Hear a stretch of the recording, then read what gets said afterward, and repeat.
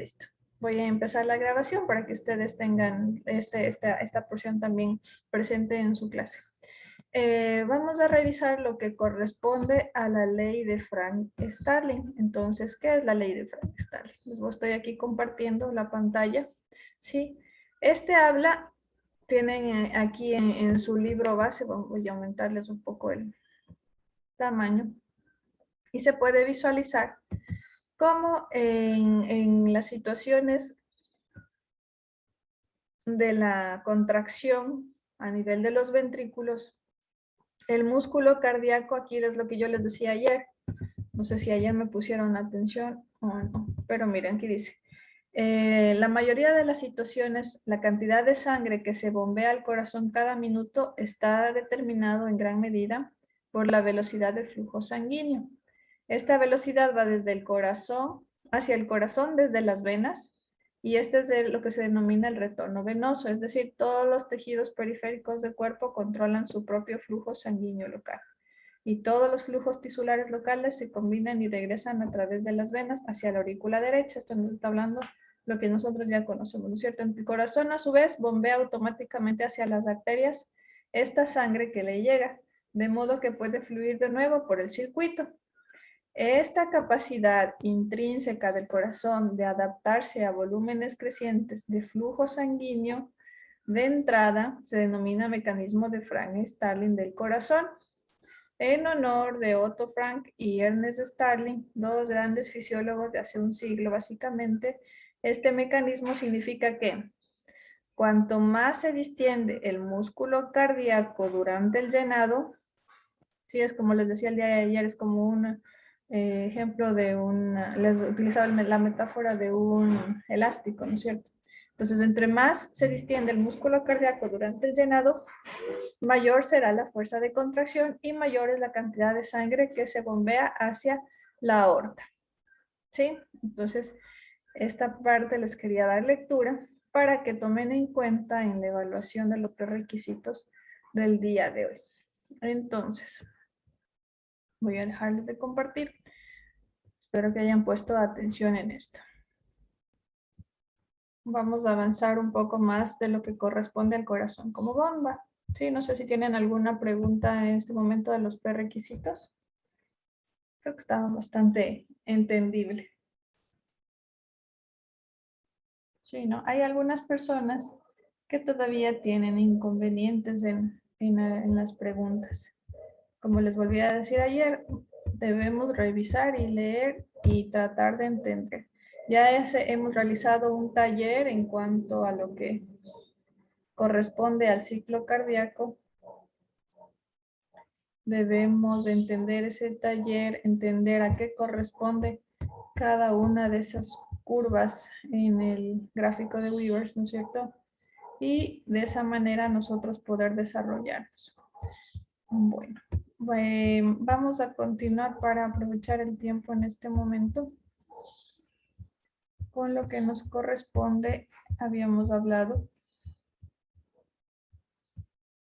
en cuanto a las contracciones, ¿no es cierto? La contracción tanto de la aurícula como del ventrículo. Pero no habíamos hablado aún de los músculos papilares. Entonces, ahora que hicieron el taller de corazón, ¿no es cierto? Pudieron ver que a nivel de los ventrículos existen lo que es los músculos papilares. Entonces, en nuestro libro también habla de la función que tienen estos músculos papilares, que se unen, recordarán ustedes que se unen a nivel de los velos, ¿no es cierto?, de las válvulas auriculoventriculares, y estas tenían las cuerdas tendinosas. Entonces, ahora era la pregunta, ¿qué hacen estas cuerdas tendinosas?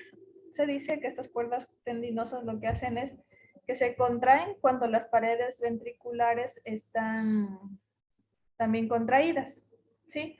Entonces, ¿qué es lo que hacen? Es la apertura de las válvulas auriculoventriculares.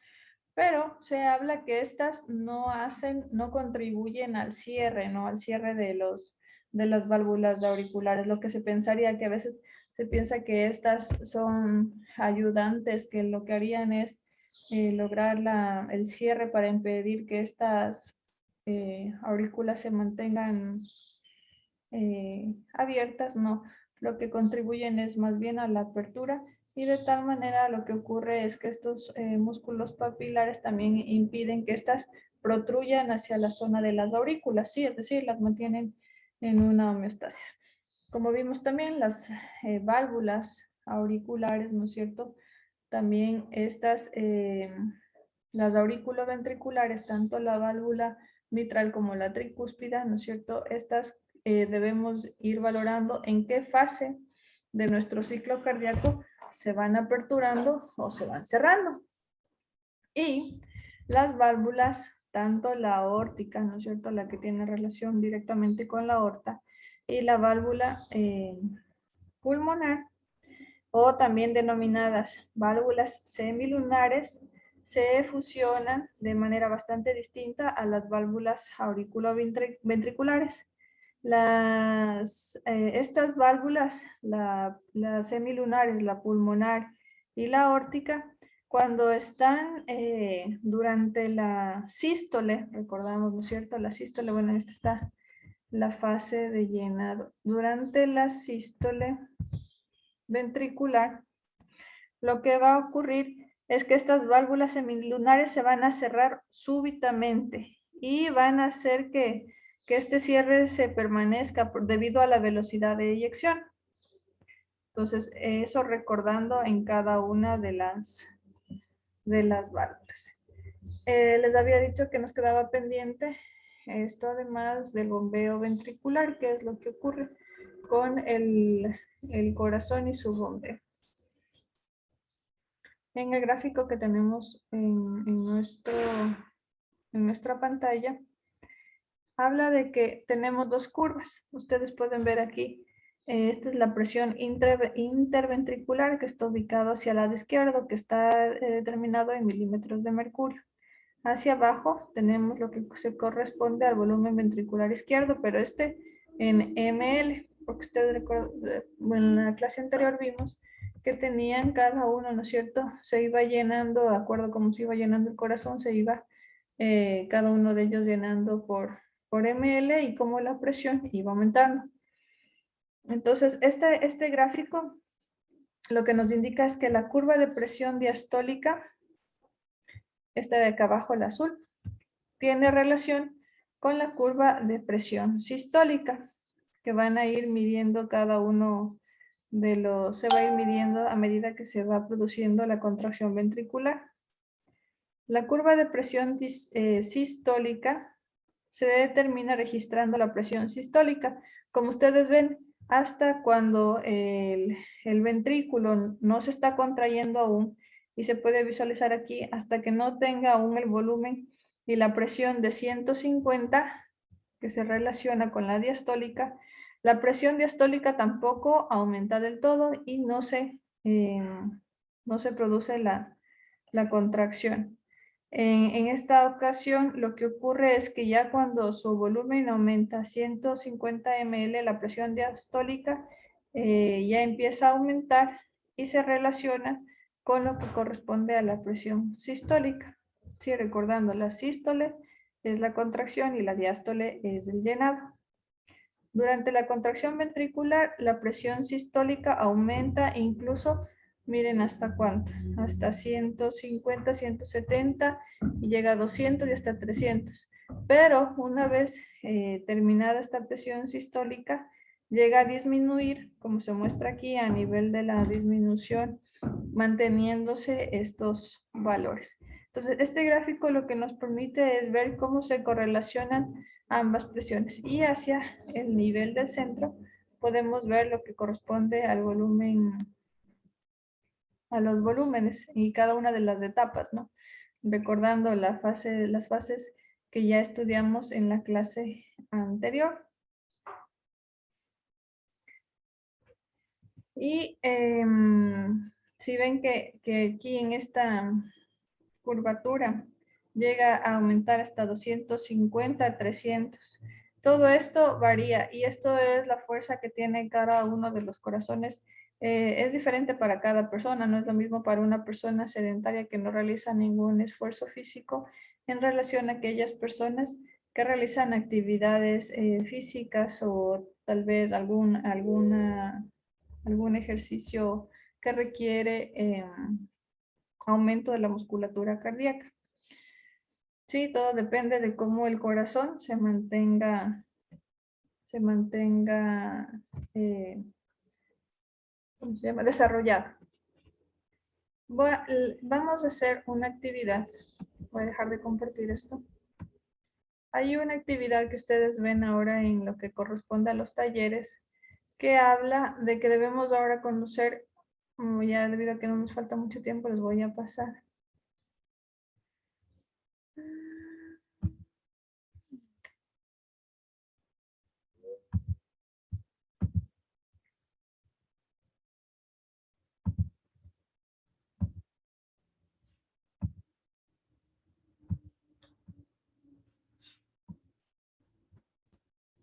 Que es acerca del soplo cardíaco, los ruidos.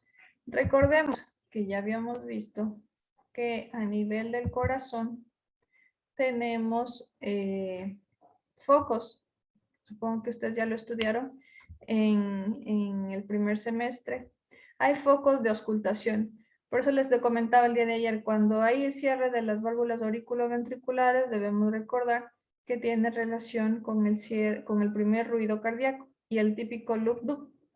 Entonces, este video que está dentro de la práctica, dentro de los APs que debemos hacer en fisiología, se puede visualizar cómo estos ruidos tienen relación con el ciclo cardíaco. Entonces, vamos a ver este video para complementar más acerca de la fisiología del corazón, ¿sí? Me confirman, por favor, si están viendo, ¿sí? El video de YouTube. Sí, Acevedo. Ya, listo, gracias. Entonces, vamos a escucharlo, ¿ya? Localizaciones donde le escuchas mejor a una determinada válvula, ¿verdad?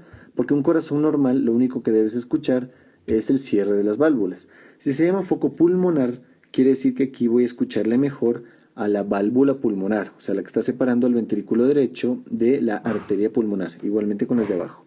Hay un quinto foco que se llama el foco auscultatorio de Herb o accesorio aórtico, que este nos sirve bastante para complementar el diagnóstico de la insuficiencia aórtica, pero la verdad es que en la práctica no es muy utilizado. Es mejor aprenderse bien estos cuatro de acá. ¿Para qué? Entonces, el corazón tiene dos ruidos fisiológicos. El primer ruido es cuando se cierran las válvulas auriculoventriculares, es decir, la sangre entra por aurícula derecha o izquierda, pasa a su determinado ventrículo, se cierra la válvula auriculoventricular, es decir, la tricúspide o la mitral, y esto determina el primer ruido. Ocurre la sístole, la sangre sale y se debe cerrar las semilunares. O sea, este cierre genera el ruido 2. La pulmonaria aórtica se cierran y es el segundo ruido. Para que la sangre no se regrese, obviamente. Hay situaciones donde ocurre un tercer ruido, que este tercer ruido aparece en la diástole, es decir, después de que se cierran estas de aquí, que es el llenado ventricular rápido. Este llenado ventricular rápido ocurre cuando hay situaciones que faciliten el llenado ventricular, por ejemplo, la fiebre, el embarazo, situaciones de hipervolemia, las enfermedades cardíacas dilatadas, ¿sí? Es decir, fisiológicas como patológicas. En cambio, hay un cuarto ruido que también aparece en la diástole, que se llama la sístole auricular, que este siempre es patológica. ¿Por qué? La sístole auricular es un mecanismo de cebado, es decir, que le llena al ventrículo, pero esto no suena. Si nosotros lo escuchamos, quiere decir que la aurícula se está sacando la madre. Tiene una carga excesiva para llenarle al ventrículo y eso se conoce como la patada auricular. Si se está sacando la madre para llenarle al ventrículo, esto es patológico y siempre tenemos que revisar qué es, cuál es el problema.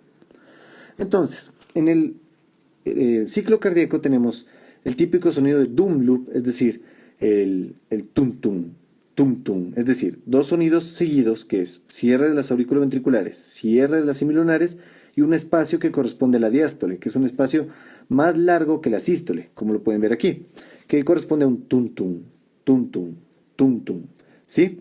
Un soplo es un sonido patológico, bueno, no siempre es patológico, pero es un sonido sobreañadido que suene como eso, como un soplo, que aparece en uno de estos espacios, en sístole o en diástole.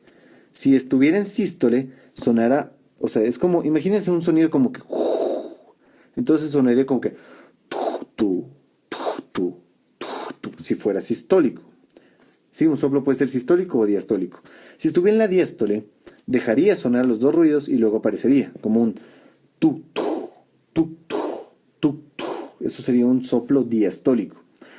¿Dónde está el soplo sistólico o diastólico? Eso es muy importante y vamos a ver para qué. El soplo también puede tener una determinada intensidad, que se mide sobre 6, ¿sí? 1/6 quiere decir un soplo muy difícil de escuchar, o sea, que solo los cardiólogos pueden. 2/6 también es un soplo muy tenue, o sea, apenas audible por el médico general, digámoslo así. 3/6 es un soplo ya importante, o sea, el 1 y el 2 son intensidades muy bajas que pueden aparecer en situaciones fisiológicas, como en el embarazo o en los niños, son los soplos inocentes. Pero en cambio 3/6 ya te preocupas, ya dices, es un moderadamente intenso, se llama. 4/6 es un soplo intenso, o sea, ese ya es francamente intenso, si ya se escucha. 5/6 es un soplo ya muy intenso y 6/6 es un soplo que se escucha incluso sin el fonendoscopio, así se escribe en los libros. Entre más intenso un soplo debería preocuparte más, pero esto también depende de la localización. El soplo, puede ser grave, es decir, que suene como que, o puede ser agudo, o sea, suene como que. Esto de si es grave o agudo es muy importante que lo escuches bien, porque esto te determina el mecanismo por el cual se formó el soplo. ¿Sí me entienden? Es decir, un soplo que suena grave corresponde a un mecanismo de turbulencia. Es decir, que la sangre, de lo que tenía un flujo laminar, algo le detuvo o le cambió su orientación y le volvió en un flujo turbulento. ¿Y eso a qué obedece? A estenosis. Un ejemplo, digamos que en el espacio de la válvula pulmonar, el área del orificio se disminuye, digamos que estuviera más chiquito. Hay una estenosis, o sea, hay un estrechamiento. Entonces la sangre llega al ventrículo derecho y a lo que sale, ahí esta estenosis le interrumpe, o sea, le dificulta el paso, ocurre turbulencia y aparece este sonido grave. En cambio, en el sonido agudo, ocurre un mecanismo de regurgitación, ¿sí? El regurgitación quiere decir que la sangre se devuelva en contra de su orientación normal. Por ejemplo, vámonos a la válvula mitral. Entonces, en la válvula mitral, digamos que la sangre pasa de aurícula izquierda, o sea, de venas pulmonares a aurícula izquierda, luego se va a ventrículo izquierdo. Y en la sístole, digamos que la válvula mitral no funciona, está insuficiente. Entonces dejas que la sangre se devuelva a la aurícula izquierda. Eso sería un reflujo o una regurgitación. Y esto ocurre en casos de insuficiencia valvular. Así que esos son los dos problemas que aparecen y que generan los soplos. Entonces, muchachos, yo les hice este cuadro que es para acordarse más fácil al rato de la práctica. Si yo escucho en un determinado foco, o sea, aórtico, pulmonar, tricuspidio o mitral, un soplo, si es que es sistólico o diastólico, eso me va a orientar hacia qué, hacia estenosis o a insuficiencia. Aunque esto lo podrían deducir ustedes mismos. O sea, yo les pongo un ejemplo. En corazón derecho, en el derecho, donde está la válvula pulmonar, que está aquí. Si yo escucho un soplo sistólico, o sea, eso, ¿a qué me va a hacer pensar una estenosis? ¿Por qué? Porque si ocurre durante la sístole, quiere decir que hay una impedancia, o sea, hay algo que está interrumpiendo la salida de la sangre del ventrículo derecho hacia la arteria pulmonar. Entonces, estenosis pulmonar, ninguna ciencia. En el mismo foco, si es diastólico, yo pensaría en una insuficiencia. ¿Por qué? Porque esta válvula pulmonar, al acabada la sístole, y cuando está llenando esto, si ocurre un soplo diastólico, quiere decir que la válvula no se cerró completamente y me está haciendo que la sangre se regrese de arteria pulmonar a ventrículo. Y esto me va a hacer una sobrecarga de ventrículo derecho, hipertrofia, hipertensión pulmonar, signos de congestión como edema, ascitis y todas esas cosas. Entonces es la forma fácil de acordarse, o sea, como lo ven en este cuadro. Todo esto es deducible y puedo hacer unas pequeñas acotaciones acá, que los soplos que son de las válvulas semilunares, o sea, aórtico y pulmonar, por lo general son romboidales, es decir, en las posiciones proto, meso y tele, que es como que el inicio, mitad o final de la sístole, tienen una acentuación más en la mitad, o sea, tienen como una forma romboidal. Y en la estenosis aórtica se escucha el opening snap, o sea, como que antes del soplo se escucha un chasquido, o sea, ese chasquido es característico, pero casi no se le escucha mucho, así que es mejor que se guíen más por el soplo. Los soplos diastólicos de las semilunares son más descendentes, es decir, el soplo tiene una intensidad alta al inicio de la diástole que va disminuyendo antes de que empiece el primer ruido del siguiente latido, ¿sí? En cambio, los tricuspidio y mitral son un poquito más pandiastólicos, es decir, tienen un inicio y luego van bajando y tienen un refuerzo antes de llegar al primer ruido. Los sistólicos, en cambio, también son como que tienen un patrón que abarca a todo el espacio sistólico en esta parte. Como lo ven, esto es fácil de interpretar y si lo recuerdan este cuadro y ponen en práctica la fisiopatología, el estudio de las valvulopatías y todo análisis que quieran hacer en su paciente en emergencias o que tenga una cardiopatía se les va a hacer muy sencillo. Espero que les haya servido bastante y suerte en sus estudios.